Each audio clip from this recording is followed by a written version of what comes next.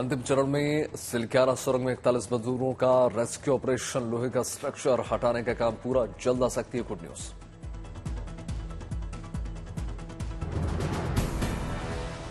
लोहे की संरचना को हटाने के लिए गैस कटर का किया गया इस्तेमाल। एनडीआरएफ और एसडीआरएफ के जवानों ने इसको हटाया।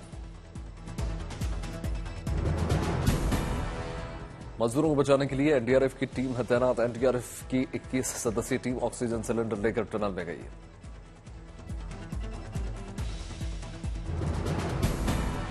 श्रमिकों के स्वास्थ्य परीक्षण के लिए डॉक्टर्स की एक टीम तैयार है। सुरंग के अंदर एक एम्बुलेंस भी तैनात। मुख्यमंत्री पुष्कर सिंह धामी खुद भी उत्तरकाशी में मौजूद। बचाव अभियान की जानकारी लिए प्रधानमंत्री नरेंद्र मोदी ने मुख्यमंत्री पुष्कर सिंह धामी से बातचीत की थी। उत्तरकाशी में टनल में फंसे 41 मजदूर आज किसी भी वक्त आ सकते हैं सुरक्षित बाहर। बहुत सतर्कता से काम कर रही है रेस्क्यू ऑपरेशन की टीम।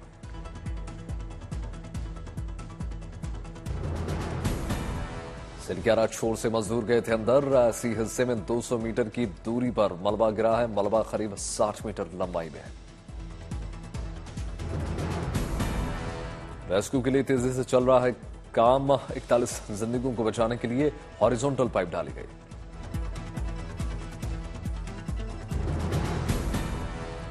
जल्द पूरे होने वाली खुदाई पाइप के जरिए मजदूरों को बाहर लाने का प्लान।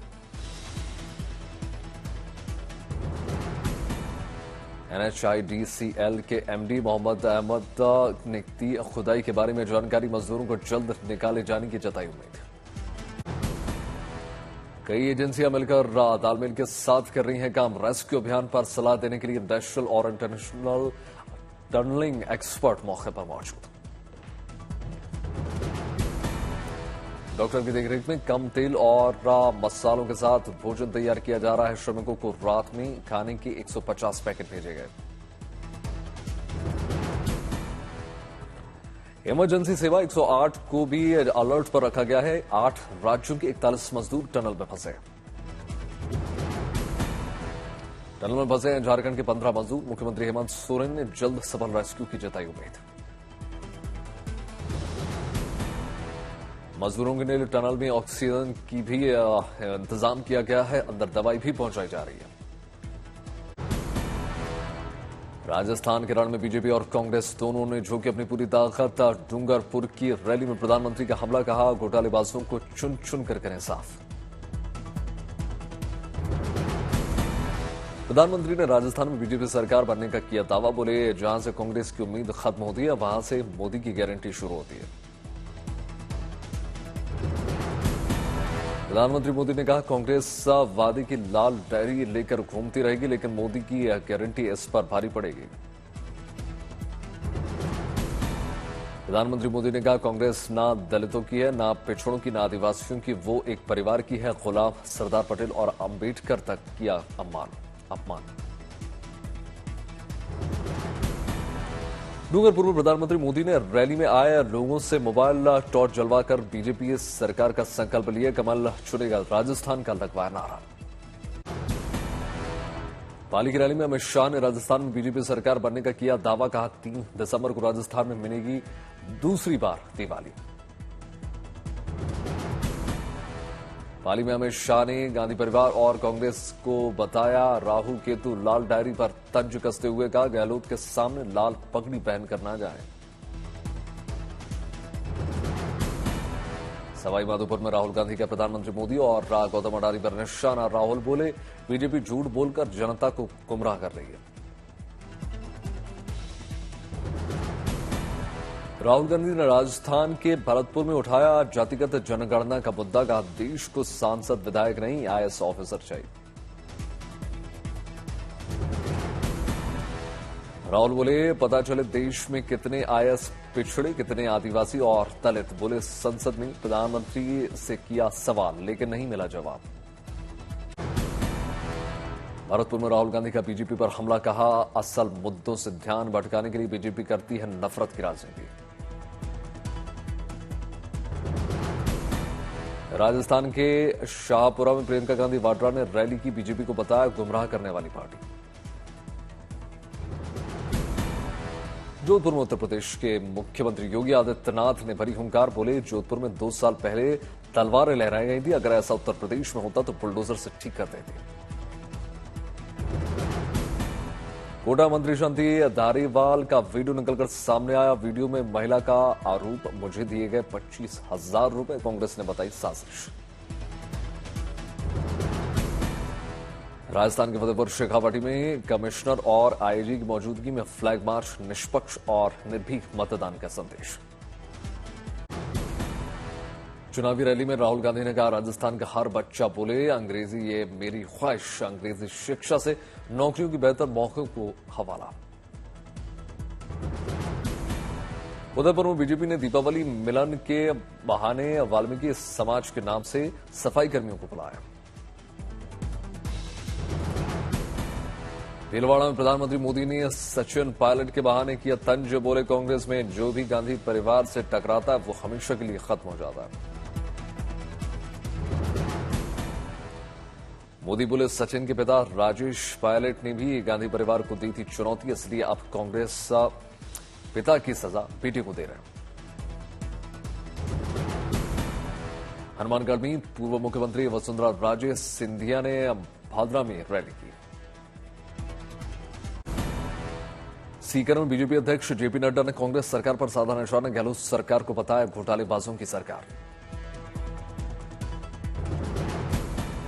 जेपी नड्डा ने कहा, जहां कांग्रेस सरकार वहां भ्रष्टाचार, घोटाला, व्यभिचार, अत्याचार, लूट, जहां बीजेपी वहां विकास, तरक्की, महिलाओं का सम्मान।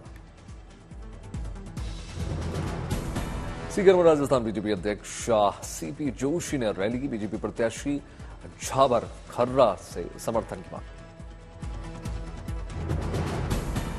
राजस्थान के चूरू में उत्तर प्रदेश के मुख्यमंत्री योगी आदित्यनाथ ने रैली की, गहलोत सरकार को बताया अराजकता की सरकार।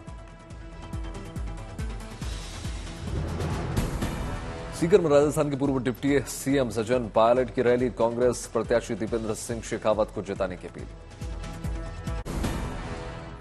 आज राजस्थान में थम जाएगा चुनाव प्रचार का शोर, 25 नवंबर को सभी 200 सीटों पर डाले जाएंगे वोट्स। उत्तर प्रदेश के डिप्टी सीएम केशव प्रसाद मौर्य का बयान, मध्य प्रदेश हम जीत लेंगे, छत्तीसगढ़ और राजस्थान कांग्रेस छीन लेंगे।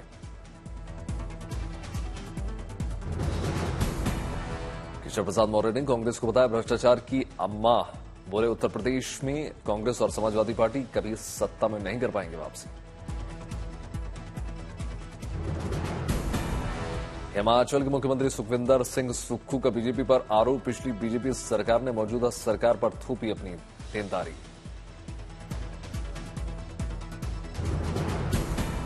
दिल्ली के प्रगति मैदान में चल रहे ट्रेड फेयर में मिनिस्ट्री ऑफ माइंस का भी बनाया गया पवेलियन। G20 वर्चुअल समिट को प्रधानमंत्री मोदी ने किया संबोधित, कहा आतंकवाद किसी को मंजूर नहीं।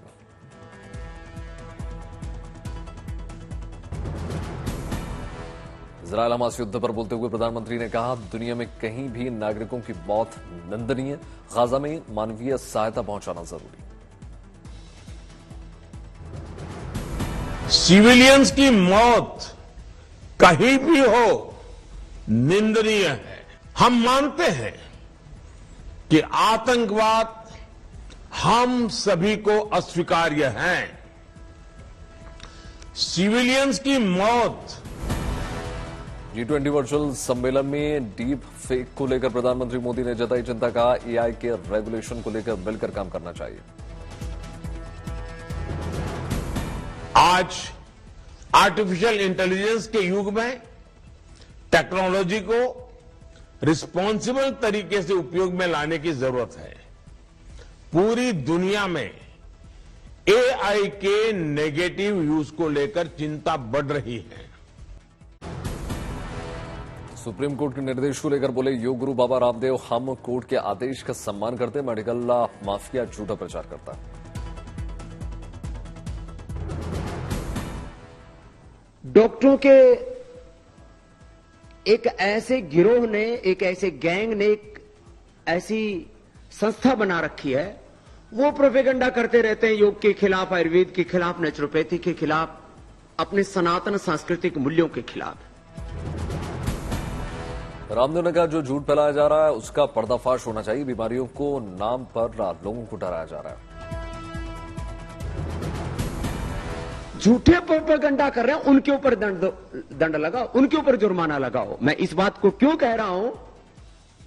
क्योंकि ये पिछले 5 वर्षों से बहुत खतरनाक प्रोपेगेंडा चल रहा है। स्वामी रामदेव को, पतंजलि को टारगेट करके योग, आयुर्वेद, नेचुरोपैथी और महर्षि चरक, शिष्य, धन्वंतरि आदि ऋषियों के करोड़ों वर्षों पुरानी ज्ञान परंपरा को झुठलाने के लिए कि आयुर्वेद में कुछ नहीं रखा।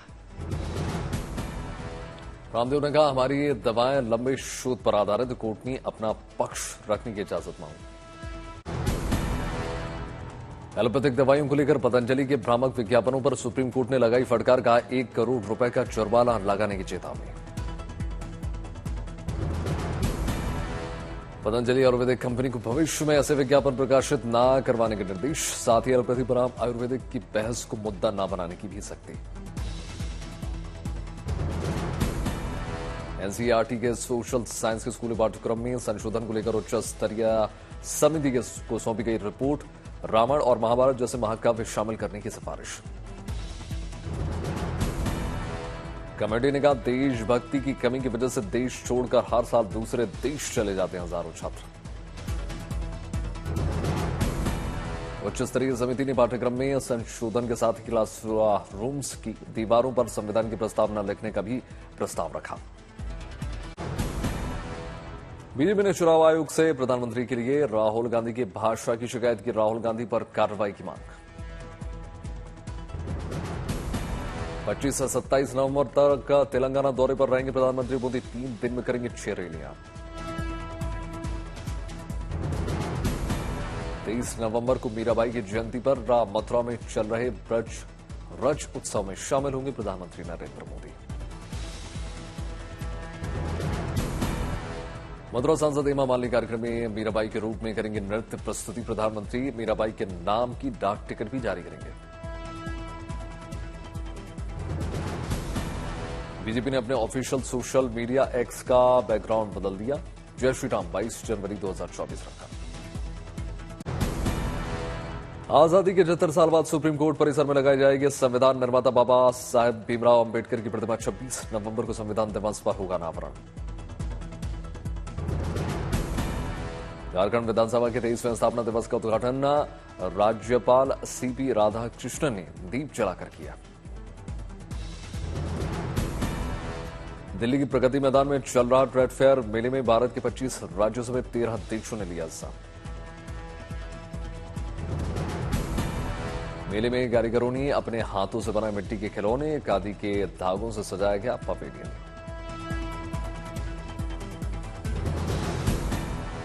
मेले में कई तरह के ड्राई फ्रूट्स का भी स्टॉल। लोगों ने कई राज्यों के पारंपरिक परिधानों को भी देखा।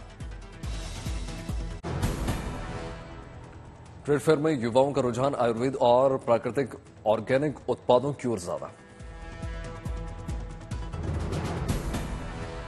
प्रयागराज में विश्व कल्याण के लिए एक साथ हजारों दिए जलाए गए। कालमदीप महोत्सव के दौरान यमुना नदी में दीपदान किया गया। इस महायज्ञ में कौन बनेगा करोड़पति जूनियर में दरभंगा के अक्षय आनंद ने जीता 7,30,000 रुपए। करोड़ों विधानसभा चुनाव में 100% मतदान के प्रति आम जनता को जागरूक करने के लिए निर्वाचन विभाग चला रहा है स्वीप कार्यक्रम। गुजरात के वलसाड जिले में वापी रेलवे स्टेशन में जीआरपी के कांस्टेबल ने एक वृद्ध की बचाई जान।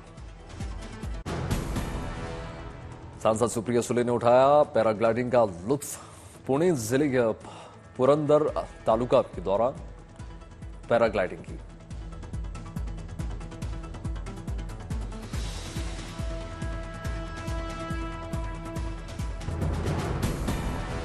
दिल्ली में रेल मंत्री अश्विनी वैष्णव ने मऊ से प्रयागराज जाने वाली ट्रेन को वर्चुअली दिखाई हरी झंडी। लोगों को दिल्ली आने में होगी सहूलियत। वाराणसी के स्कूली छात्र ने तैयार किया खास मेडिकल रोबोट। अस्पतालों में साफ सफाई के साथ मरीजों के परिवार को भी उपलब्ध कराएगा जरूरी जानकारी। रांची के तमाड़ में तिवड़ी मंदिर पहुंचे भारतीय क्रिकेटर सुरेश रैना पूरे विधि विधान के साथ पूजा अर्चना की। चंडीगढ़ में बढ़ते प्रदूषण के चलते लोगों को आंखों में हो रही है समस्या। लोग आयुर्वेदिक तरीके से करवा रहे हैं आंखों का ट्रीटमेंट।